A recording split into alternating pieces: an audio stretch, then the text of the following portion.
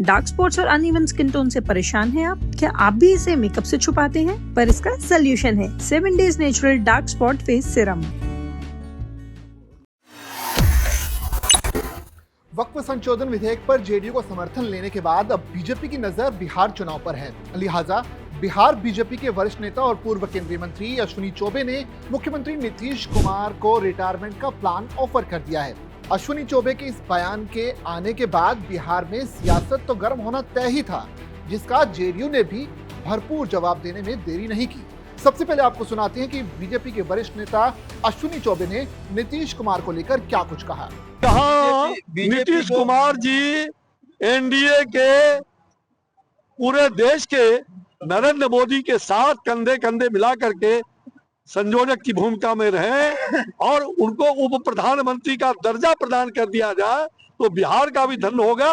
दूसरा उप प्रधानमंत्री हमें जगजीवन राम के बाद मिलेगा, ये हमारी इच्छा। अश्विनी चौबे ने नीतीश कुमार को केंद्र की राजनीति में ध्यान देने की सलाह क्या दी? जेडीयू भड़क गई।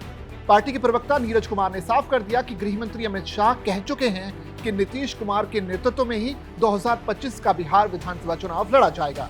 नरेंद्र मोदी और नीतीश कुमार की राजनीतिक जोड़ी ने विपक्ष को राजनीतिक रूप से लकवाग्रस्त घोषित करा दिया है। लोकसभा चुनाव में हमने 30 सीटों पर शानदार जीत हासिल की। 174 से ज्यादा विधानसभा सीटों पर हमारी बढ़त है। नीतीश कुमार का बिहार के लिए उम्मीद है, जिसमें एलजेपी, बीजेपी, रालोमो के केंद्रीय नेतृत्व को भी उन पर पूरा भरोसा है। सुनिए नीरज कुमार ने कैसे अश्विनी चौबे का जवाब दिया। कौन क्या बोलते हैं यह मेरा विषयगत संदर्भ नहीं है। केंद्रीय मंत्री आदरणीय अमित शाह जी ने कल सार्वजनिक रूप से यह कहा कि 2025 का जो चुनाव है वह माननीय नीतीश कुमार जी के नेतृत्व में लड़ा जाएगा। आदरणीय प्रधानमंत्री और नरेंद्र मोदी जी और माननीय नीतीश कुमार जी की राजनीतिक जोड़ी ने विपक्ष को राजनीतिक रूप से लकवाग्रस्त घोषित करा दिया। 30 सीटों पर हम लोकसभा चुनाव में शानदार विजय पताका फहराए। 174 से ज्यादा सीटों पर हमारी बढ़त है और माननीय मुख्यमंत्री नीतीश कुमार जी राज्य की जनता की उम्मीद है। उम्मीद भरी निगाहों से जनता देखती है, जिसका भाजपा का केंद्रीय नेतृत्व हो, लोजपा का केंद्रीय नेतृत्व हो, राष्ट्रीय लोक मोर्चा का केंद्रीय नेतृत्व हो, ये तमाम सहयोगी पार्टियों को इस बात का एहसास है। वहीं इस मामले पर तेजस्वी यादव की पार्टी राष्ट्रीय जनता दल ने भी नीतीश कुमार को घेरा है। आरजेडी नेता मृत्युंजय तिवारी का कहना है कि बीजेपी अब जेडीयू को खत्म कर चुकी है, बस विलय होना बाकी है। आदरणीय नीतीश कुमार जी जिस तरह से अचेत स्थिति में है, अब बीजेपी उनको किसी कीमत पर मुख्यमंत्री देखना नहीं चाह रही है। तो कोई कभी भारत रत्न देने की मांग करने लगता, कोई उप प्रधानमंत्री बनाने की मांग करने लगता।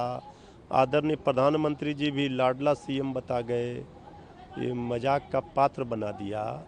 आदरणीय नीतीश कुमार जी की पार्टी को बीजेपी समाप्त कर चुकी है, अब सिर्फ विलय होना बाकी है, ये तो सबको पता है। जो बात आदरणीय अश्विनी चौबे जी कह रहे हैं, इसके पहले भी बीजेपी कई नेताओं ने कहा भारत रत्न मिलना चाहिए। तो इसी से पता चलता है कि बीजेपी किस तरह से मुख्यमंत्री नीतीश कुमार जी को निपटाएगी। बिहार चुनाव से ठीक पहले जहां जेडीयू चाहती है कि एनडीए की तरफ से बिहार में नीतीश कुमार को सीएम कैंडिडेट घोषित किया जाए, तो वहीं सीएम कैंडिडेट तो छोड़िए, बीजेपी नीतीश को बिहार में ही एक्टिव नहीं रहने देना चाहती। ऐसे में देखना होगा कि आने वाले दिनों में जब बिहार चुनाव और भी नजदीक होगा, तब बीजेपी और एनडीए कैसे बिहार में इस विवाद को सेट करती है।